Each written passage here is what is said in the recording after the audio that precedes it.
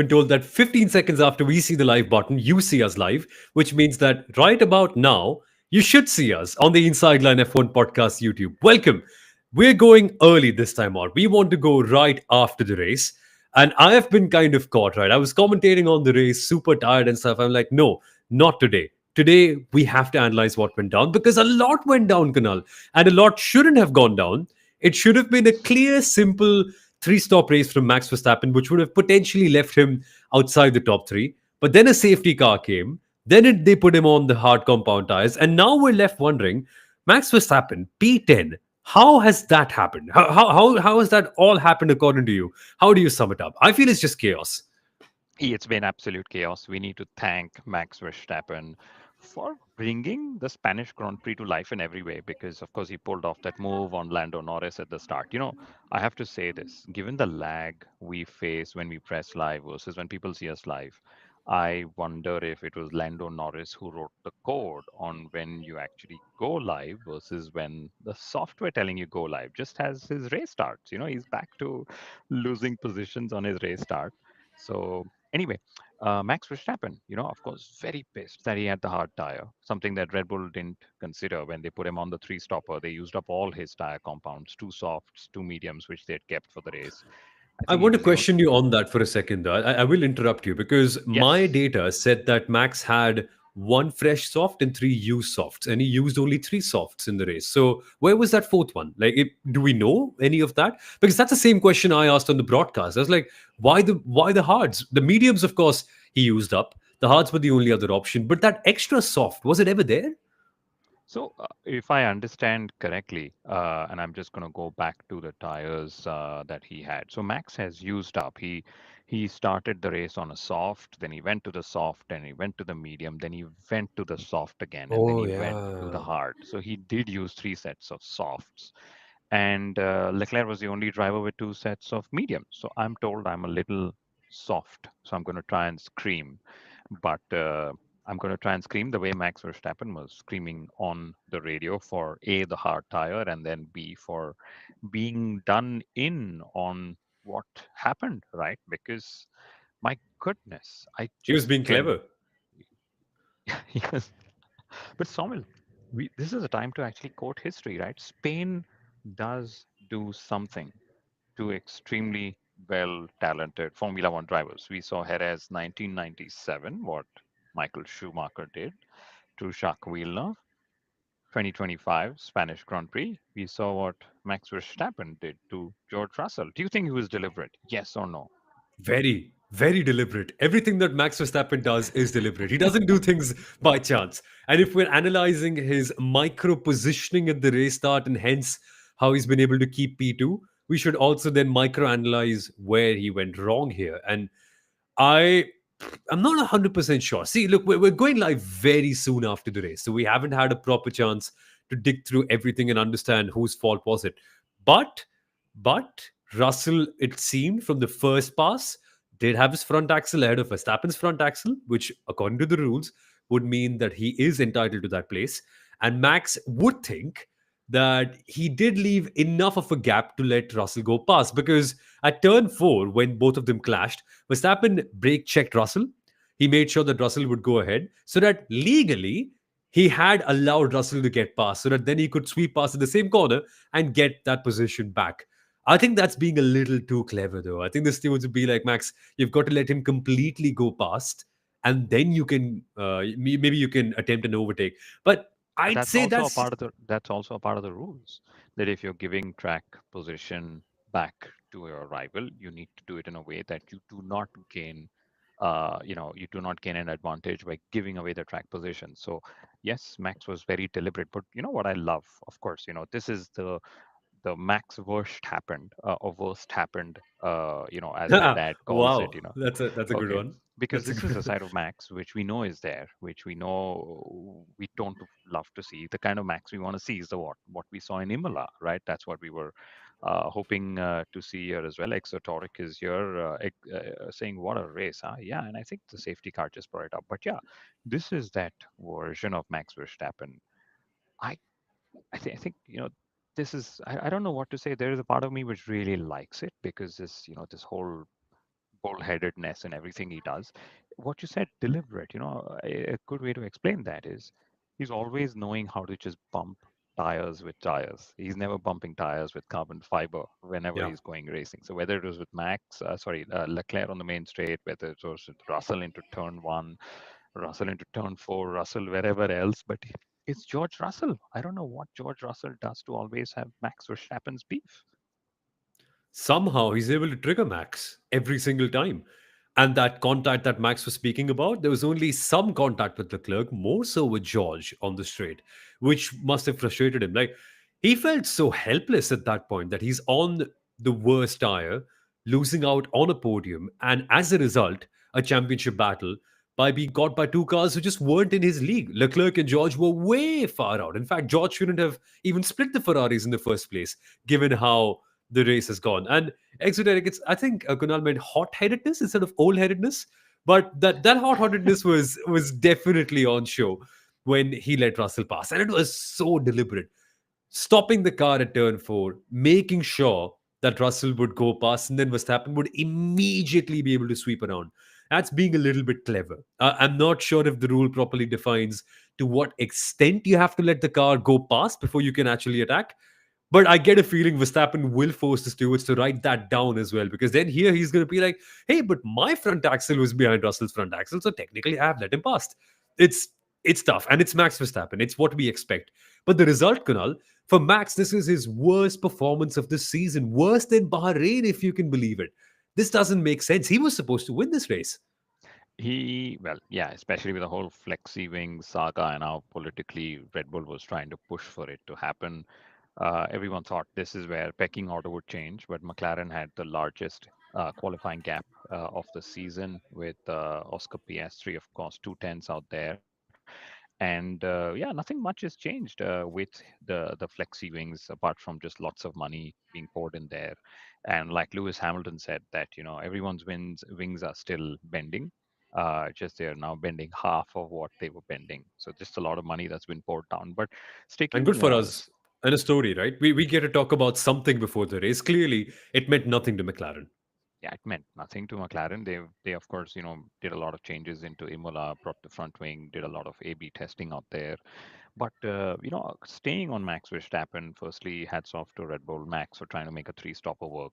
You said he would have probably been just outside the top three. I think he would have finished third if everything was going fine. And just the luck of the draw when the safety car came out, didn't have soft tires, but they just realized they didn't have the pace, so they said we'll just keep Yeah. going faster and we'll just cycle through this. I think Red Bull tried this with Sergio Perez in 2022, so they have tried this strategy before as well. But all in all, I think this is what's going to bring in a lot of viewers back to Formula One. Lots of chatter. We've got the next Yeah. fortnight for Max Verstappen to actually keep bringing up the social media posts on how he's the greatest of all time, but also the dirtiest of all times, or whatever what becomes a Oh, tone. you're going to be clipped for that. Yeah, but like I said, it's unsafe. These are ungentlemanly ways of doing things in Formula One. But why don't we get to it? The reason why I think Max got hot-headed about this, old-headed, however we call it, was because he thought that George Russell did not have that corner. He thought that he rammed wheels with George and he didn't have space and he had to hence take evasive action, follow the race director's notes, go around the cone. And he thought that was his position because he was sort of let off track. What do you take that situation? Do you think that was the case? Do you think Red Bull and Max should have stayed there and said, you know what, we'll fight this with the stewards, but we're not going to give up the place on track? Do you think that should have Da- been the approach? damned if you do, damned if you don't, I feel. Because in Jeddah, we were saying the same thing about the opposite, that they should have just dropped back, and that would have helped them be competitive in the race. But now it's the opposite. It's hard to tell, really. I mean, if I was Red Bull, I think they would definitely have looked at the footage again and made that call, because it's hard not to, right? In that moment when everything's so high pressure, these are the kind of calls that GP and the rest of the team are paid for. So they would be looking at the data, they would be looking at the footage and checking where Russell's car would be relative to Max. And if they sense even a hint of drama, Might as well pull him back. You know you can be faster. Max has a good car underneath him. And Exoteric has been putting in a great question and multiple great questions, in fact, which all of you, by the way, can also do by interacting with us on the chat and also by subscribing to the Inside Line F1 podcast. So keep those questions coming. But Exoteric's question is, you think Max is bringing an old school aggression where most of the grid are a bit more gentlemanly? I think he does. He's very aware of the regulations. He's very aware of exactly what he needs to do and the limit till which he can do things. And I think in that case, it was Max being pulled away from the battlefield by the team who said that Max, maybe you are wrong this time. And it's hard to tell while in the cockpit. You might be Max and you might be right 9 times out of 10. But that one time, I get a feeling this was that one time. But a question to you, Kunal, to stir it up even further. Do you think Red Bull could have kept Max out? His soft tires weren't that burned out. They'd only done 6 or 7 laps, if my memory serves me correct. Could they have won this race or perhaps even maintained their podium if they were staying out instead of boxing at a safety car? Great question. Why don't I just open up my life timing? So let me tell you this, okay? Max Verstappen was on 8 lap old set of softs when he moved on to the new tire for the restart. What did everyone else have? Let's look at that. So Piastri was on a used soft. Norris was on a used soft. Leclerc, Russell, they were all on used softs. Piastri had a 6 lap old soft. Norris had a 7 lap old soft. Maybe they could have, tried that. So the question Red Bull would have been wondering is, we know Max does his magic.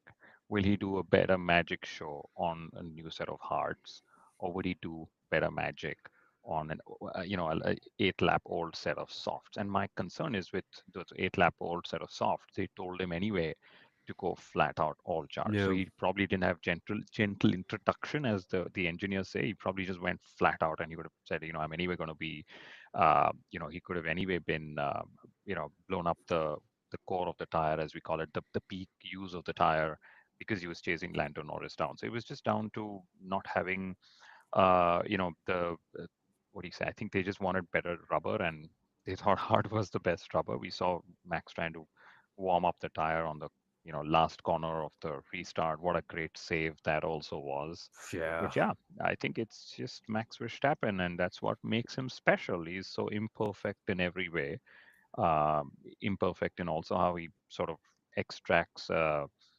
I don't know if imperfect is the only way to put it, but he's unconventional even in the how he's extracting performance from the car itself. Do I condemn what he did on track? Yes, I did. But that's what Max Verstappen is. Yeah. If Max didn't do that, he's not Max Verstappen. Maybe he's Min Verstappen. I don't know. And Formula One is not Formula One. As Exoteric pointed out in the comments, who else would defend with this ferocity if not for Max Verstappen? Thank you to Kimi Antonelli and thank you to Max. Kimi for bringing out the safety car and Max for bringing in some life. But it's a rare mistake. A rare mistake from Red Bull Racing strategically, a rare mistake from Max Verstappen. It has cost him dearly. And in the championship, they have gone a long way off. Quick math time. Wasn't really the best. I once failed in my grade 10, but then got decent results. I'm calculating 186 minus 137. What's the difference between Piastri and Verstappen now? I see 50, 49 points, if that would Yeah, be correct. that's 49 correct. points. That's a Yes. lot to overcome. And Exoteric is saying Max is not known as a tire whisperer. He beats that cars in those tires within an inch of their life, which is what he did to be competitive in the first place, which is why on a three stopper, he was constantly challenging both the McLarens. And I'd say the Red Bulls got backed into this corner, Kunal, because of a decision they made to go on the three stops. Had it not been the safety car, they wouldn't have been forced to do that, to go on the hard compound tire, I mean. But say what you want, it was going to be such a good race. And in front of them, it was Oscar Piastri who executed it to perfection. On the broadcast, I called this race a shootout. I said, this is where we find out which one of the two McLaren drivers are able to create a better, more balanced race where you need tire management, where you need to extract great laps towards the end of your stint, a great start, a great restart, constant fighting with an external element as well. It's a true test. And Piastri did not stutter for even one moment. That Can, restart on that long corner towards the end, so smart of him to give it over there and not somewhere in the middle of a straight or something. can you imagine? Oscar Piastri's won the fifth race of his Formula One career, 5 out of 9 races that he's won. He's, dominated the race, I would say, from start to finish. But we are talking of Max Verstappen, and Max knows how to bring Always. the chatter to him. Yes, hats off to, or helmets off to PS3. I think he's got the measure of what's happening in that McLaren. Fewer mistakes, as always. Just excited to see if and when Max is able to take the battle to him, because Lando hasn't been taking the battle to him. And I was always wondering what sort of PS3 and Norris will we see this weekend, because Monaco was special. It was a qualifying special track, as we saw Lando put the fastest lap around Monaco to do that. But here back again, we are back to Oscar knowing how to extract lap time from that car. You mentioned Kimi Antonelli. Thank you for bringing the safety car out. Yes, but Soumil, this is also the fourth consecutive race weekend that a Mercedes power unit has had an issue, or throughout the whole triple header, they've had a power unit issue. We saw Antonelli have a retirement in Imola, and various things that we've seen before. So Mercedes, unreliability is back as a factor in Formula One, which is also very old school. And while Max Verstappen reminds of us of how old school drivers have been, Mercedes is reminding us old school power units have been in Formula One. And yes, there was. I don't believe uh, McLaren was going to play dirty with Oscar Piastri in any way. I know Exotoric just said that maybe there could be some papaya rules at work, and get Norris a free stop and some P1 and all that. No, I don't think I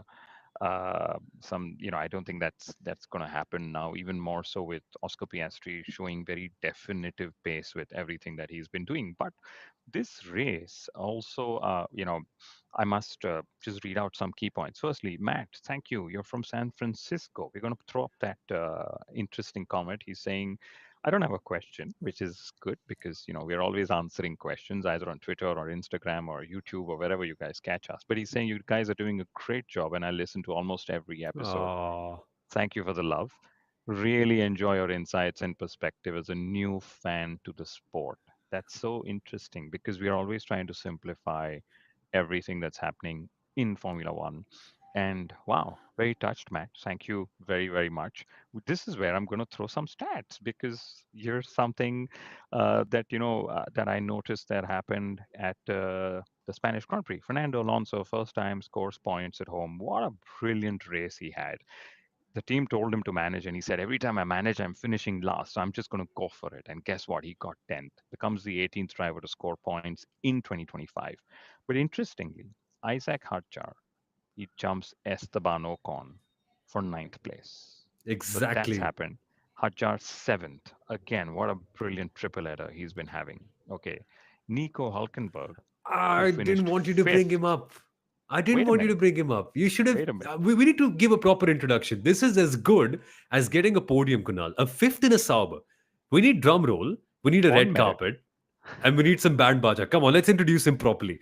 Will you just call him Nico Hulkenberg or the man who took the slowest Sauber ever to a fifth place, Nico Hulkenberg?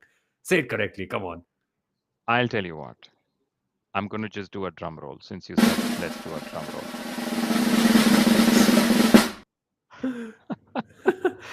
I heard Driver nothing of the of day. that. Driver of the day, Nico Hulkenberg. What a driver! But let us decode his race because he got there on merit. It's not because Antonelli, of course, was out, and Max got a penalty, but he was still sixth. He pulled off two overtakes on two great drivers. First, Fernando Alonso at the start of the race, Lewis Hamilton at the end of the race. Again, he executed the three stopper just like every other driver. Made the extra stop under the safety car, but he was running therein or thereabouts from the very start of the race itself. So that's Nico Hulkenberg. But the point I was going to say is he's now 11th in the Drivers' Championship, ahead of your favorite driver, Carlos It's Sainz okay. It's Jr. okay. Okay. If you can do something that special in a Sauber, you deserve it. I mean, come to think about it, Kunal, they finished in the points once last year, two times in 22. They've already gotten, I think this is Hulkenberg's second points finish of the year, and Bortoletto is yet to do so. So 2 points finishes. And with that, they go above Alpine in the Constructors' World Championship and on level with Aston Martin, with Fernando Alonso also getting 2 points from this race. 10 Yes, points in a Sauber. I think that deserves more attention than Piastri beating Norris. The yeah, mega Sauber, undercut worked out. absolutely. Sauber is now ahead of Aston Martin in eighth place. Racing Oh, Bulls, ahead. thanks to Oh, yeah. yeah, yeah, Count back. yeah. Racing Bulls actually jumps Haas for seventh place, thanks to Isaac Hadjar. Okay, Alpine, of course, Pierre Gasly jumped Yuki Tsunoda for 14th place, if anybody cares of that. But there is still movement that happened, Soumil. Ferrari jumps to second place in the Constructors' Championship. There was 5 points separating the top, not top, but McLaren's at the top, but 5 points for P2 before the start of the Spanish Grand Prix weekend. Ferrari 165 points, second place. Mercedes is down to third in 159 points and Red Bull are fourth with 144 points. Can you Wow. imagine? There is just so much that has happened in this Spanish Grand Prix, including lots of stops, which pretty much didn't make sense after all. They did not. It was crazy. I was having such a tough time trying to commentate on that race because half the time, a quarter of my brain was occupied on the gap between the top three, and then the next quarter with what the Ferraris were doing, and then the next about Gasly and Hulkenberg because they were on a very different strategy to the rest, and the other quarter was occupied with Fernando Alonso, Bortoleto, Lawson, and that whole pack because it was so crazy. And for a commentator, for a strategist, for a stats person, for people like us, Kunal, who often tend to sit back after the races and dig and analyze what was going on, there's just so much to unpick from this race and in every different corner. Like Behrman going super lengthy on his stints and constantly holding off Lawson and Lawson passing him all the time. And then Alonso every single time coming back and passing them around the outside. I think it's a very solid 8 out of 10 race from an entertainment perspective if you it is it not? I never get these. I never get these references. 8 out of 10, 10 out of 10. Okay, how Last much couple of did you laps were enjoy in your couple of hours? Like, I would say the safety car definitely brought it to life. Before that, it was just a conventional race. The only thing was, okay, where's Max going to end up with the three stopper versus everyone else on the two stopper? You mentioned Fernando Alonso outside of turn three. I love how he just pulled off that move outside of turn three every time. He was so committed. And you know what happened? Alexander Albon, who blew two front wings in 27 laps and then was told to retire the car, he went on to the radio and he told Carlos Sainz, there's a lot of grip on the outside of turn three. You should choose to use that if you need to. no. Lovely, because Williams didn't score any points, which is fine. But one last point, Charles Leclerc. I think him being on the podium was actually something that he orchestrated from Friday itself. We used an extra set of soft, prepared for qualifying. Q3 went in the middle when nobody was there, when the track was, a couple of tenths lower. Said, I'm going to save an extra set of mediums. He's coming up behind Lewis Hamilton. And guess what he does? He's saying, guys, let's not waste time. I sacrificed qualifying, not so that I go slow in the race. And then Ferrari, of course, ended up, swapping both their drivers, which I think was pretty fantastic. And can you imagine they are second in the Constructors' Championship. That is insane. Mercedes and Ferrari, who are yet to win a race in 2025, are ahead of Red Bull Racing. That has won a couple of races at the hands of Max Verstappen, just the anomaly called Max Verstappen. Every dream needs a team, as Mercedes said. So yeah, that's insane. Okay, we have a couple of comments. Exoteric for driver of the day would have said Hajar, but yeah, from which orifice did Nico Hulkenberg pull out that performance? It's crazy. And about the names in the channel stream description, well, we can introduce ourselves to you towards the very end of this episode. My name is Soumil Arora. You would have heard me on the Hindi Formula One broadcast on Fan Code. And you would have heard Kunal a lot or seen Kunal a lot if you watch Viaplay on TV in the Nordics because he's there as an F1 expert almost every single weekend. Shifting homes right now, which is why he's behind a cherry background. Is that cherry or tomato or what's it? This is actually how a coffee looks from the outside before you extract the bean. I'm sitting at a Costa That's not a Coffee. coffee. That's not coffee. Are That's you kidding coffee. me? Coffees are red. Okay. Who cares? You know, we've gone bullfighting in Spain thanks to Max Verstappen in a Red Bull. Is that also one of the title options we could have used? I don't know, but we've had fun.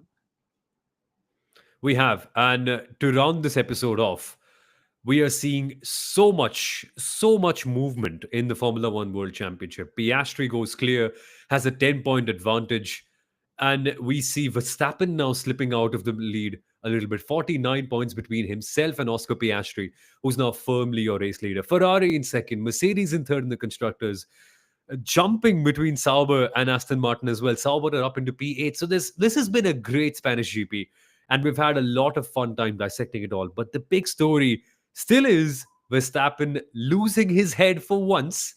A rare mistake, Red Bull Racing being caught out by strategy in a rare circumstance. And that's a race win lost, that's a podium lost, and that is potentially some championship loss as well. Exoteric with the last comment of the day saying, "You gentlemen are my new source for F1 stats appreciation. Love me some stats insight." And which is two-thirds of it. F1 Stats Guru is still not a part of this episode. He's unfortunately having some electricity cuts, quite like Kimi Antonelli.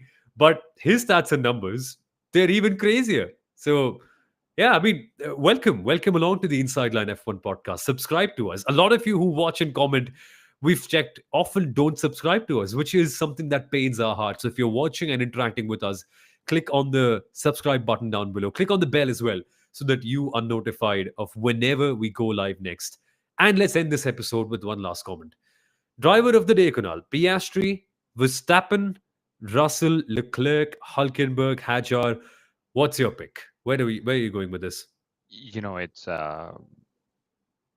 firstly, the F1 fans have selected Max Verstappen as the driver of the day. Started third, finished 10th, deliberately rammed into George Russell.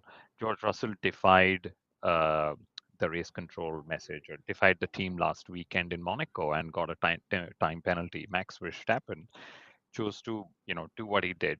I don't know. I would say I would pick Max Verstappen. There is always some element of fun, element of unpredictability there, but it's difficult to look away from Nico Hulkenberg, given that it's not often that drivers, in pretty much the slowest team entering in to the Spanish Grand Prix, and to finish fifth. I think that's pretty fantastic, and hard to look away because you know he actually came back to Formula One after a 3-year gap. I'm pretty sure not many midfield drivers have had such opportunities. The way he's grabbed it, and then he's been hired by Audi, but the guys who actually are no longer in that. So I'm pretty sure he's also facing some turbulence resistance because certainly the guys who hired you are no longer running the team. So how do you keep proving that you deserve this seat when the rebrand happens? And today was again one of those times that even though he was out qualified by Gabriel Bortoleto yesterday, which he was very exciting. Nico Hulkenberg said I'd kept 2 tenths of margin entering the last couple of corners, and then I think he said he overheated his tires and he lost the 2 tenths margin, and then suddenly with just 8 tenths covering the Q1 P1 to P20, he said that's it, that was done for me. So yeah, I would say Nico Hulkenberg. Same. And Hulkenberg's got 16 points. The second Red Bull driver, 7 combined this year. So that's a big story. And what a weekend it's been. 5 plays grid penalty for F1 Stats Guru for missing this episode for sure. We miss him a lot.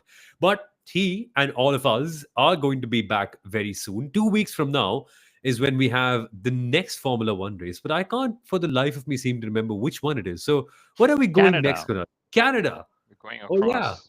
Yeah. Canada on the 13th to 15th June. So make sure that you subscribe to the Inside Line F1 podcast. We'll try to make some really fun content for you guys in the middle of this break as well, because we can never stay away from Formula One. And when we'll be back, we'll bring you a race preview and, of course, the race review as well. So you know the drill. Subscribe to the Inside Line F1 podcast. Click on the bell notification so that you're updated with all of us. And we shall see you in a couple of weeks' time. Till then, have fun and enjoy other sports.